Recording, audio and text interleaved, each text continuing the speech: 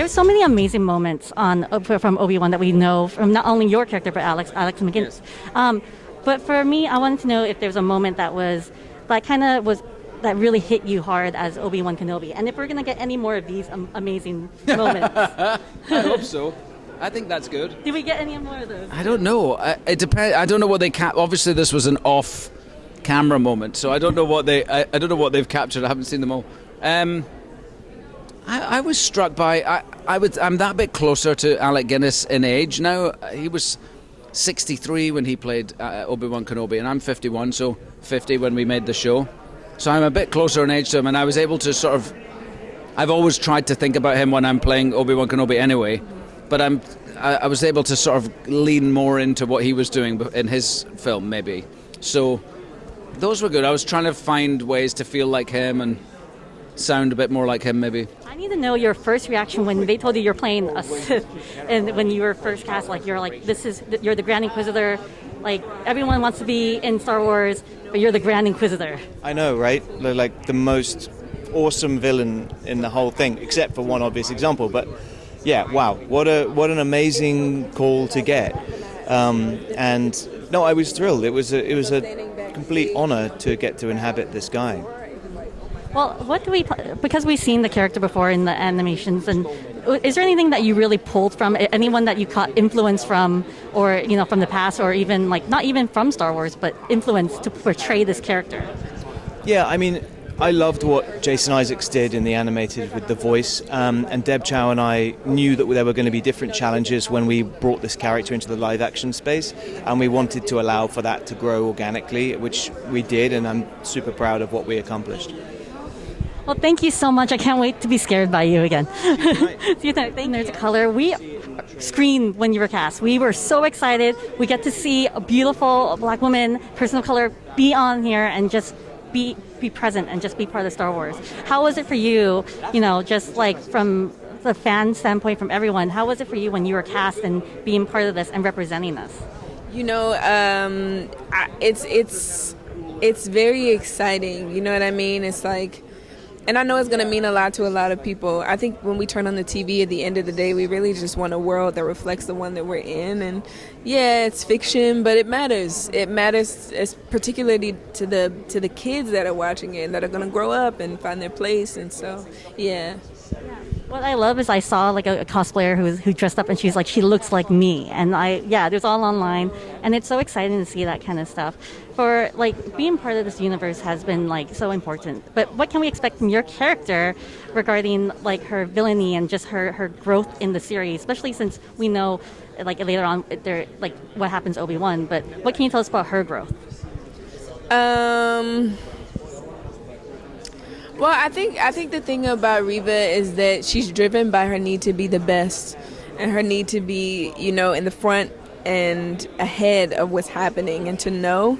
And I think that sometimes we think that that's the best way, and we learn as we do as humans, and I think that's about all I can say.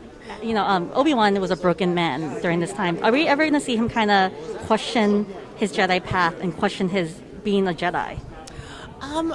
Coming out of Order 66, with everything and all the events that happened, I don't think he couldn't not be questioning, everything with the Jedi Order and the Council and everything that happened. So I think that's one of the things that's really interesting for us, is that, we are in a place post-Order 66 where everything's in question, and so much of it has been disassembled or is gone. Well, I would love to know about if we're going to see any poses. Did you show that to you? Yes, I was wondering if we're ever going to see kind of similar poses or any hijinks. Quite doing that pose, you know what I mean? That might be prequel era, we moved on, we're middle-aged now, so... it's certainly, yes, we definitely have some surprises and some Easter eggs. It wouldn't be Star Wars without them. But, I think the biggest thing we're really trying to do is just be true to his character. And, Ewan is funny, and he brings so much warmth and wit to everything he does. So he's still Obi-Wan Kenobi. Okay, thank you so much. I love talking to you. Thank you. Thank you for being an inspiration. No, thank you. So happy to talk to you. I'm the biggest fangirl of yours and what you've done for Lucasfilm and everything.